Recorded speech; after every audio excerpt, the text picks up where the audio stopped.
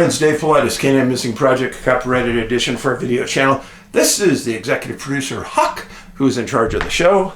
Huck, thanks for being here tonight. We're going to do a really good job for you, okay? Yes, we will. Oh, we will. Yes, I promise. Daddy, give me both those hands. Oh, yeah. Oh, yeah. It's a good crap. What's that smell? What is that, Dad? Okay. Thanks for being here, Huck. We're going to let her out. There she goes. And we're off with the show. And this is a missing person segment. Thank you for tuning in. And we are in for some cold times here in Montana. It's been getting down into the high 20s at night. A little chilly. But even during the day, it hasn't been getting too warm, up into the mid-40s. So, before we get going on to the missing person, this is kind of a missing person story that I have for you. Dateline, October 6th, 2007. After 11 days in the Amazon rainforest, boy suddenly appears. Well, Dave, what could this be? I'll read it to you. A 3-year-old boy who was lost in the dense Amazon rainforest was found after 11 days, apparently unharmed except for dehydration and thorns in his feet and legs, police said Friday. Nelson Oliveira Lima disappeared from his home in the rural community of Papue on September 16th, said Amazon State Police Officer Allison Carvalho. He went into the forest following his father and he got lost. He was found by his cousin who was out hunting, Carvalho said in a telephone interview from Carare, the nearest town. Nobody knows what he ate or how he survived. Carvalho said the boy was found on September 27th, about 3 kilometers from his home, with thorns covering his feet and legs. He said nothing about his ordeal except to ask for water. He was taken to a hospital in Carare only days later because of the long distances covered, Carvalho said. A hospital receptionist who declined to give her name said the boy was suffering from dehydration remained under observation. Evanice de Oliveira Lima, the boy's mother, told CBN Radio that Nielsen was very thin and scratched, but she expected he would leave the hospital shortly. In the jungle near his house, there are jaguars, hawks, snakes, Lima said the radio station, but his guardian angel and God protected my son. 11 days, no food, no obvious water. He had dehydration. I don't believe it. Most adults, people, can't do without water for 3 days, 4 days max. He got some food somewhere, and he got some water somewhere, but where and how? And how did he get away from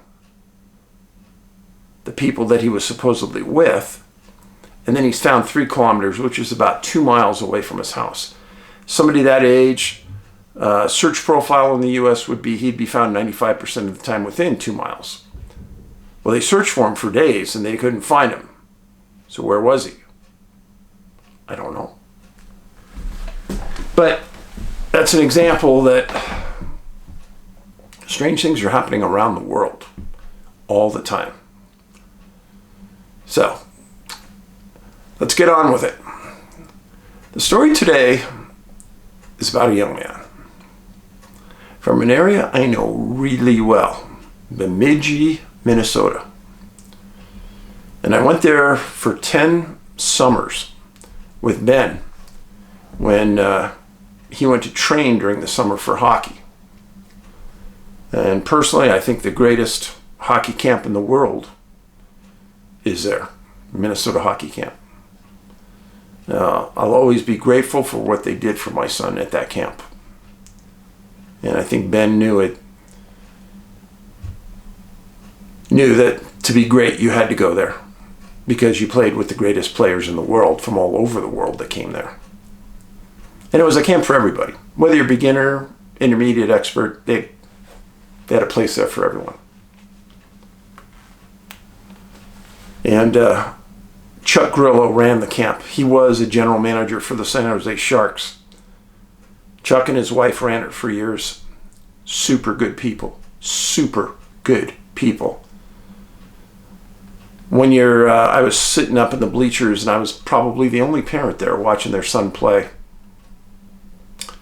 And he came up and sat next to me.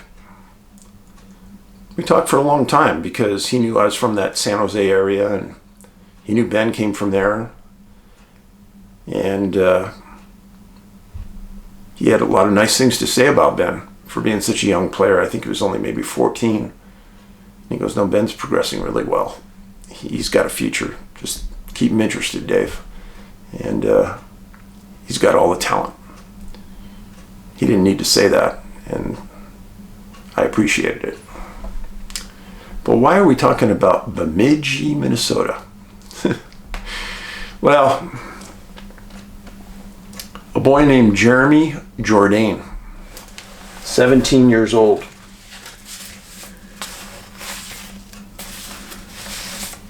Native American boy.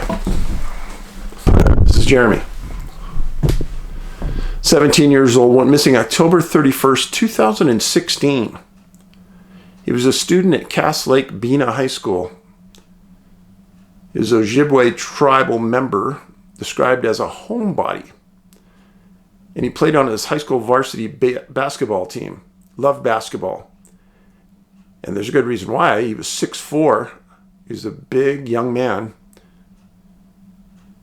He was last seen wearing blue and gray hooded sweatshirt, blue jeans, and a white pair of Air Jordans. Jeremy lived his entire life with his grandfather. The articles I read never shed any light on what happened to his mom or his dad. But let me tell you, his grandfather did a damn good job with this young man. Damn good.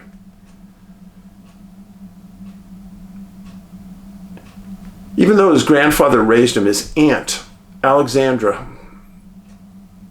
helped raise him as well. And he called her his mom, Alexandra. And Alexandra, if you're with me, I'll give you a big hug. Everything I read about this young man was outstanding. He was last seen at 6th Street Southeast at Wood Avenue in Bemidji. On October 31st, 2016, at about 9 p.m., Jeremy was picked up by a friend at his home that he lived at with his grandfather and driven 20 minutes to a house party at the 500 block of Wood Avenue in Bemidji. Nobody really thought much of this party because his older sister, Jasmine, who lived in Bemidji, was also going to be at the party. And the party was going well. There were no problems. There was no big deal. Everybody was having a good time. Now, let me give you an idea where this is at. Bemidji isn't a huge town. It's a decent sized town, but it's not huge. So, this is where Jeremy lived. And this is Cass Lake. And it's about 16 miles to where the party was in Bemidji. This is Lake Bemidji. Friends, there are lakes, swamps, water everywhere around this area. Okay? So keep that in mind.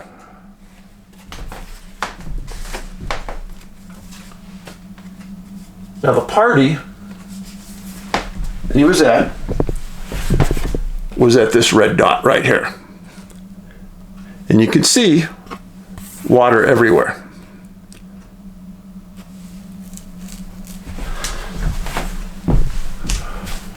Now understand, Jeremy was very soft-spoken.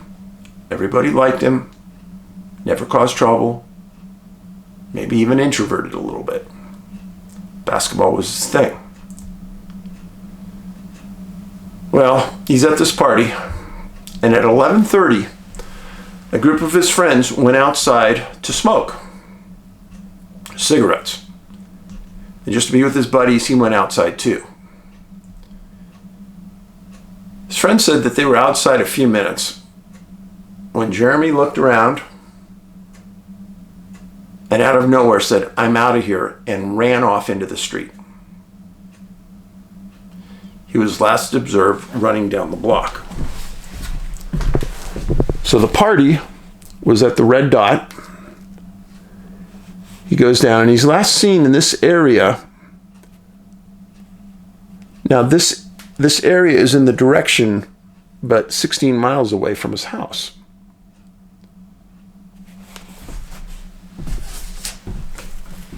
Everyone was puzzled. He had never done anything like this before. Ever. Nobody could understand why he ran off or why he even said that. There was no altercation, there was no threats, there was no nothing. His sister believes Jeremy didn't run all the way home. According to Bemidji police, Jeremy was last seen at about 11:58 p.m. at that location just down the street. Well, the next morning, November 1st, Jeremy's aunt, Alexandra, the one he calls Mom, is driving to work in the morning and gets a call from family members at Jeremy's house that Jeremy never came home. She turned around, she drove to the grandfather's house.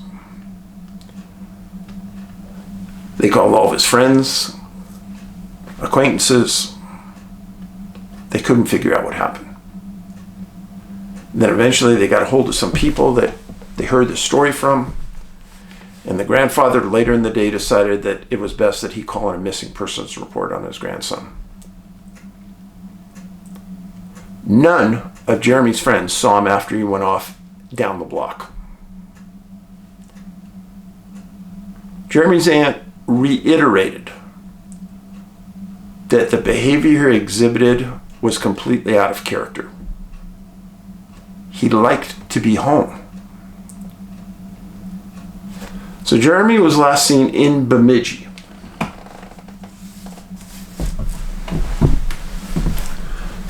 This is the area he was last seen in. Lake Irving.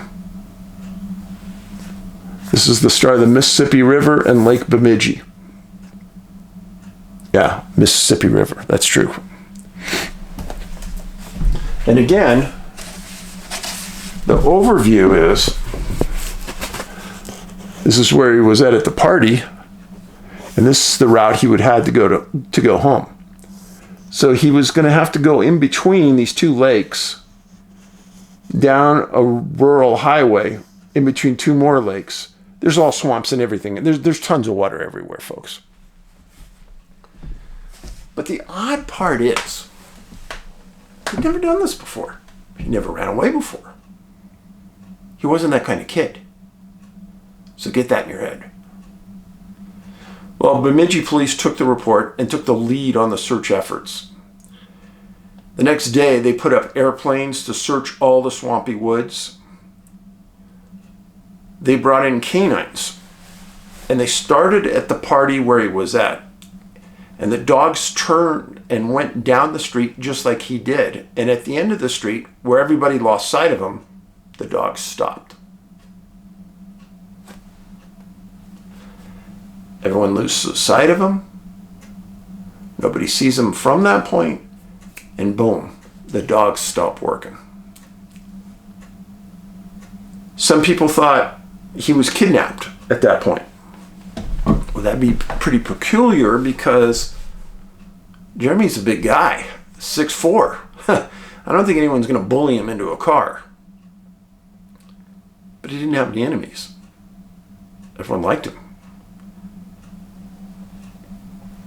Well, drones were used in the woods around the lakes and swamps. Boats were put into the large ponds and the lakes. Ground pounders covered thousands of acres along that 15, 16-mile route that he would have taken to his house. The police search went on for days.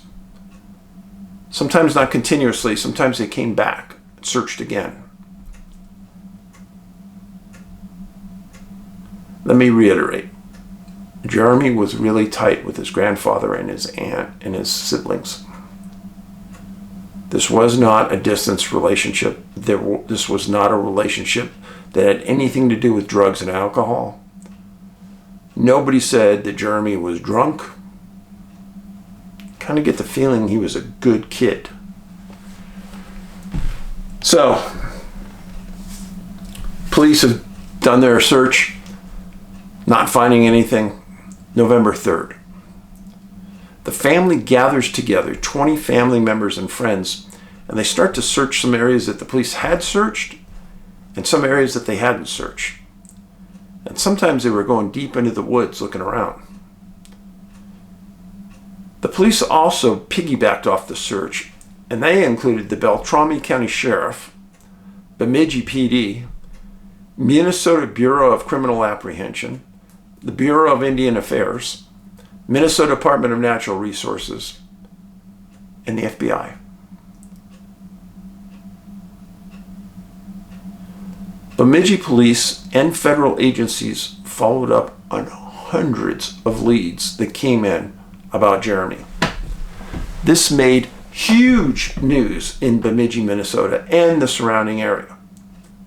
Kids don't disappear in that area overnight, especially 6'4" kids. Nobody could quite understand what was happening, and his own family was fretting immensely because it was such a freak deal with Jeremy. But they weren't giving up. November 25th. This time there was a massive search on the south side of Lake Bemidji and on the east side of Lake Irvine. They brought in canines. St. Louis County Sheriff assisted. The Border Patrol even came down and brought their helicopter and additional bloodhounds. In early November, Bemidji Police and the Department of Natural Resources in Minnesota have made an out call to all the hunters in Minnesota in this area, saying, hey, when you're out in the woods, keep your eyes and ears open on the ground. If you're looking, we're looking for clothing, we're looking for anything unusual, obviously a body. Well, they were bringing in cadaver dogs, and they weren't having any luck when they were searching around these lakes. As I've stated before, when a body goes in a lake, it could be completely submerged, but it's still emitting microscopic bubbles. And they come to the surface, and they have a distinct odor to cadaver dogs of death. And that's what they're trained to smell for. They could be a mile away, 2 miles away, and they would walk around the lake to the point that they could get closest to the smell. And if you put them on a boat, they'll point you in the direction on a boat. I've seen it. It's amazing. Now that area around Bemidji, very thick woods, swamps, creeks, bogs. Searching is brutal and slow. Again, rumors were started that Jeremy was maybe picked up and then abducted from the party. But think about this. Bemidji's not a big city. When somebody does something like this, people talk. Say some older kids, say there were 3 or 4 of them, forced them into a car, which nobody saw and there's no evidence of it. I'm just saying. Kids talk. One person will tell a girlfriend will tell another girlfriend. Pretty soon everyone in the city knows and they'll figure it out. Well, it's been 8 years. Nobody's figured this one out yet. My gut tells me nobody forced them into a car. Something else that you and I may know have happened. Well, January 31st, 2017, Jeremy's birthday was February 2nd, and the family has a candlelight vigil for him. His aunt stated that times had been really hard on the family. No news, no evidence. It's like he disappeared under the strangest of circumstances. Well, 85 people searched with 16 agencies then. Bemidji police and the family said that Jeremy was never considered a runaway. It was never even in the ballpark for consideration. Bemidji police said that they had now tracked down 150 leads across Minnesota and some of the other parts of the U.S. with the assistance of the FBI. Police said that they had knocked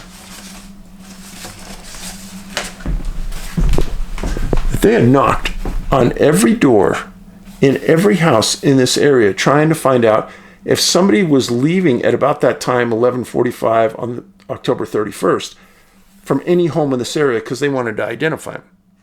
They got nothing. They also wanted to know if there was a possibility of anybody strange staying with any family here. They got nothing. Then they knocked and they wanted to know, did anybody see anything unusual? No. The Bemidji police was doing everything right. I'm not being serious. They did everything right. Well, September 30th, 2017, 20 family members and friends went to the woods again and searched again. Areas that might have been too difficult for search and rescue to cover, they didn't care, they did it. This family was tight-knit. This family was committed. This family wanted to find Jeremy. Again, they found nothing. A couple of years later, April 28th, 2020, 35 officers and canine units went into the field again looking for a body. They brought cadaver dogs. They got nothing. How is this possible?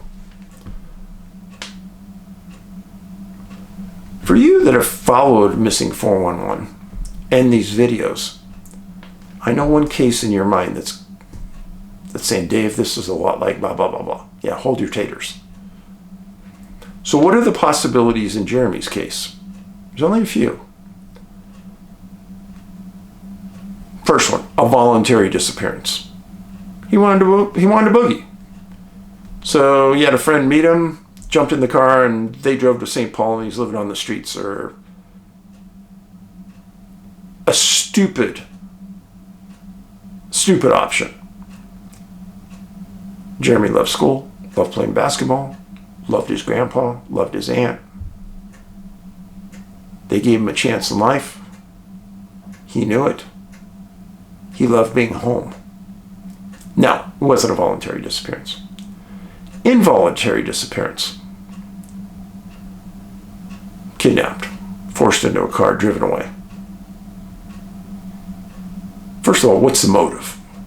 He had no enemies. He was a high school student. He was a homebody per his grandpa and aunt. He wasn't out doing drugs, selling drugs, doing anything. And he was a big person. No motive. I can't see the crime. Bemidji is a small town and people talk. I believe that something highly unusual happened here. Did he disappear in the woods like so many others? I suppose it's possible. But if you were Jeremy and you were leaving that party, why would you ever leave the roadway when you knew that was the fastest way to get home? Yeah, he maybe cut through the woods, but he knew the woods were dangerous. I don't believe that. Something happened between here and here. I don't know what. Canine said that just a short distance from the party, his scent trail stopped. Well, why did that happen? I don't know. But the biggest question of all, Why did he look at his friends and say, I'm out of here, and take off running? Why? Why? He's with his buddies. It's a fun night out. Why take off? Okay, let me talk about another case. I'm not going to go all over it because I've done a segment about it, and I'll put the link up here on my comment. Stories in Missing 411 Idaho.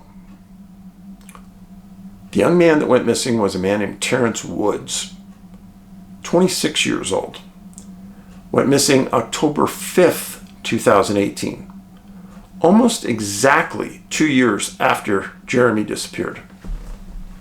Terrence disappears. Terrence was with a film crew filming at a paranormal mine way up in the middle of nowhere, Idaho. How do I know it's the middle of nowhere? Because Angie and I went there. Yeah, we went there. I wanted to see it before I wrote the Idaho book. So he was an assistant on this film crew. And the film crew brought with them some people on ATVs to guide them into the area. Well, the film crew, the assistants, and the people riding the ATVs are all standing on a ridge line, kind of looking down into a valley, way out in the middle of nothing. And for miles and miles, there's nothing in the way they're looking, just woods. Everyone's standing there. Suddenly, Terrence, for no reason at all, takes off at a dead run into the woods. As fast as you can run. Everyone's looking at each other going, what did he just do that for? Did he need to exercise or something? They're figuring he's going to stop at 100 yards. No. He ran like a crazy man. And nobody ever saw him again, folks. No, he's gone. Now,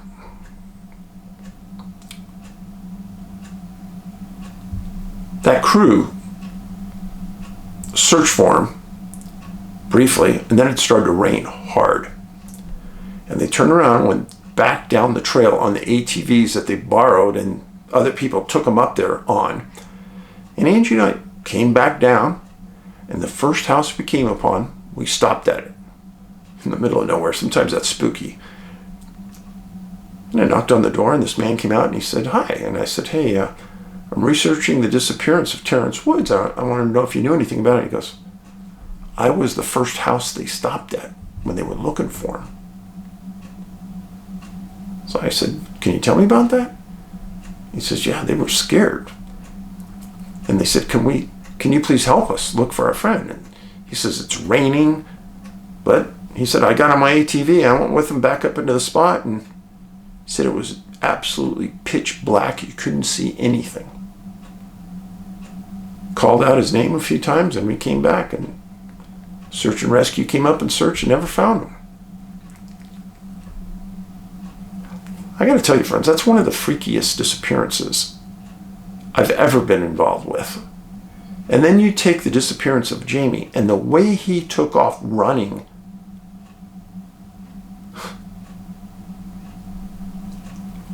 In Terrence's case, a lot of people have came up and talked to me over the years and said, well, maybe he saw something. Okay, so let me ask you. You're with a group of 10, 12 people, and you see something? Are you going to go run into the woods by yourself and separate yourself from your friends? I don't think so. I don't think so. I'm going to want to be around people. There's safety in numbers. I don't get it. Other people have said, well, maybe something or someone mind spoke to him. Okay, I go right back to, are you going to be safer in numbers? Or are you going to be safer out there in the woods by yourself? And remember, search and rescue looked for him for a long time. Nothing. Well, if you want to read about Terrence's case, it's in Missing 411 Idaho. You can Get my books at NA like North America, nabigfootsearch.com. You can watch my movies, Missing 411, Missing 411 The Hunted, and Missing 411 The UFO Connection for free right now on Tubi, Tubi, online.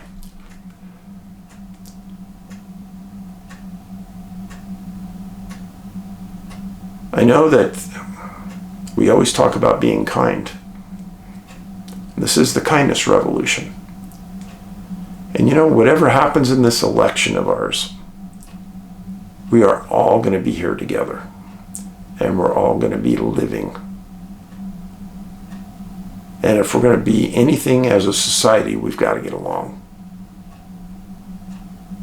And I will always be your friend. I don't care what side of the political spectrum you're on. As long as you always treat people with respect and dignity, I don't care what your political leanings. I'll always treat you right. So thanks for being here. When you go to the store and you go to the post office, give people a big smile. Service workers, they don't get enough smiles, but they deserve more. You be safe. Paulides out.